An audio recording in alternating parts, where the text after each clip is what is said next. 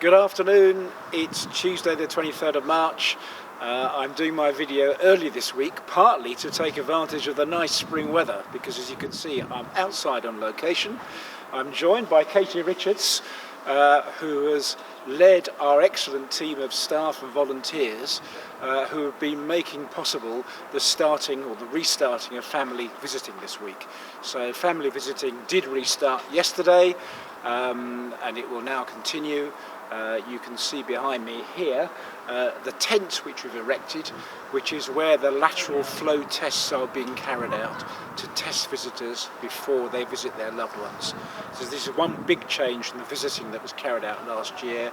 Now when everybody arrives for a visit beforehand, they have a lateral flow test for COVID, which gives a very rapid response within 15 minutes or so, and then everybody can be absolutely assured that when the patients are visited, the relatives visiting are COVID-free, and of course that's enabled us to, enables the relatives to be able to hold hands and touch, which is something that wasn't able to happen beforehand. So absolutely delighted that visiting is going ahead.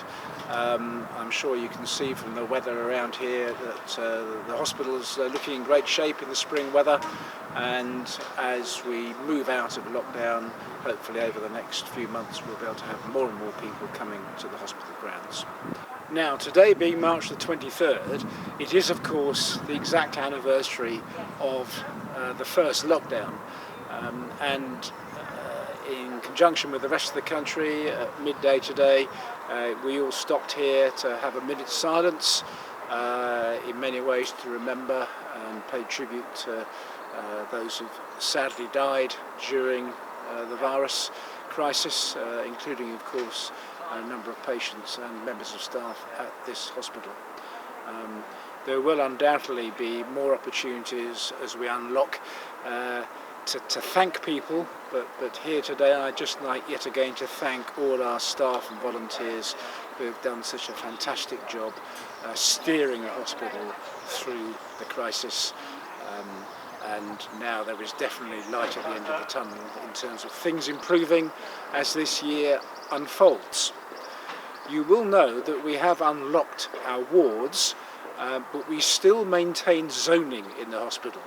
And we're going to maintain zoning for a while, really on a precautionary basis, because were there to be a further outbreak, and we hope there won't be, but we're not completely out of the woods yet, then it'll be much easier to control an outbreak, and particularly to track and trace anybody who has had COVID if we remain in zones. So we are doing that for the time being. Now, one thing that will undoubtedly help prevent having a further outbreak is of course the extent of vaccinations, and you will know from my video last week that many second jabs have now been carried out, both for staff and patients. We have some more staff due to have their second vaccination in the very near future.